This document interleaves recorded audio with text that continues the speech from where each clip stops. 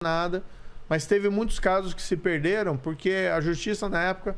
Quer dizer, a justiça hoje, ela é fraca em relação a crime de colarinho branco. Você imagina em 2005, 2006. Muito mais fraca. Muito mais fraca. Então era muito raro você conseguir que uma prisão contra um criminoso de colarinho branco, ela fosse mantida. E quando era mantida era por pouco tempo. Mas ainda assim a gente pegou vários grandes doleiros, que o Alberto Youssef, por exemplo, foi um que ficou preso no caso Banestado, ficou 1 ano preso, saiu antes porque ele fez um acordo. Outros doleiros também grandes, tinham aqui que era em São Paulo, que tinha ficado famoso numa operação chamada Anaconda, que era o Toninho Barcelona. Tinha um outro lá que foi preso. Enfim, eu não gosto de ficar falando muito nome, porque as pessoas até já foram... Algumas já cumpriram a pena e tudo, é meio chato, né? Mas enfim, foi uma grande operação da época.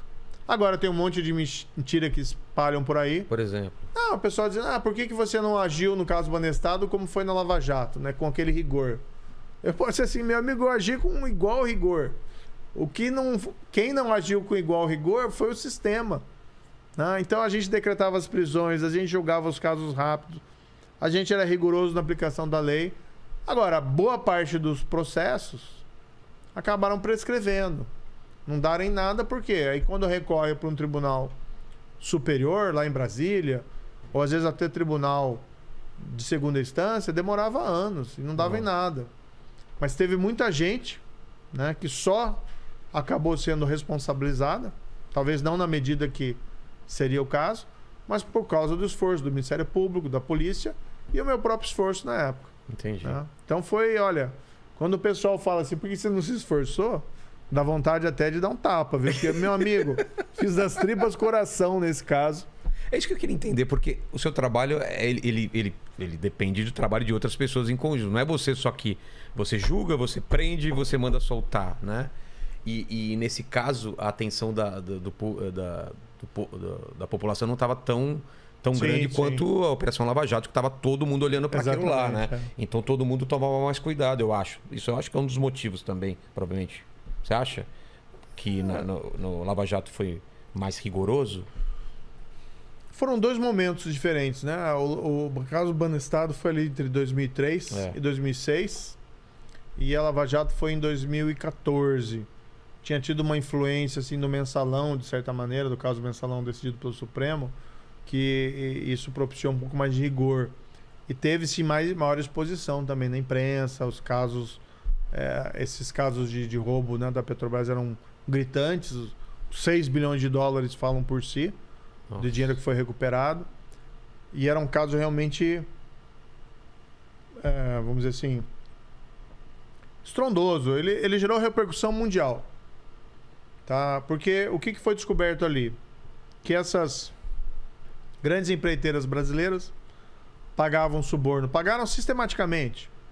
Eu mesmo interrogava o pessoal, né, diretor, gerente da Petrobras, e era assim, por que você recebia suborno? Por que te pagavam? Grande parte das respostas era, porque era a regra do jogo.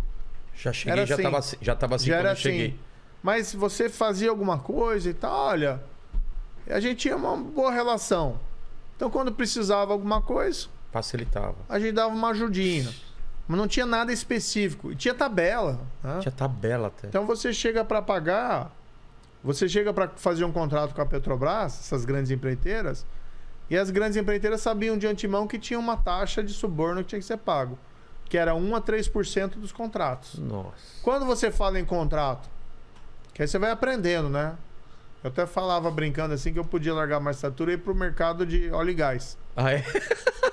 Agora seria uma boa hora. Seria uma boa hora. Navio sonda de exploração. Sim. O preço disso aí, que a Petrobras comprou uns de uma empresa coreana, era da casa de 500 milhões de dólares. Um navio. E aí quando você tem 1 a 3%... Imagina. Né, você imagina o valor do suborno. Da propina. Né?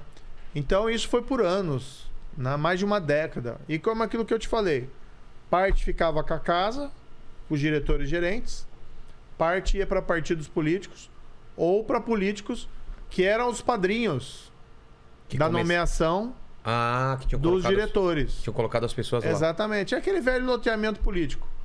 você loteia os cargos nas estatais Depois e o cara pega de tá lá volta. para arrancar suborno de outros, né, de empresas para você, né, pro político ali, pro partido político. Então isso foi...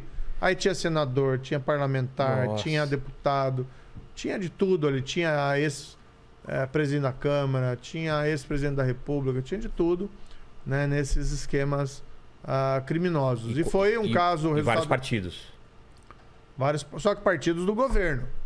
Sempre alinhados ao governo. Porque veja, a Petrobras era controlada pelo governo Exato. no momento. Quem que é Então, a base? Por que ele vai colocar lá o partido da oposição? Vai colocar o partido da situação, né?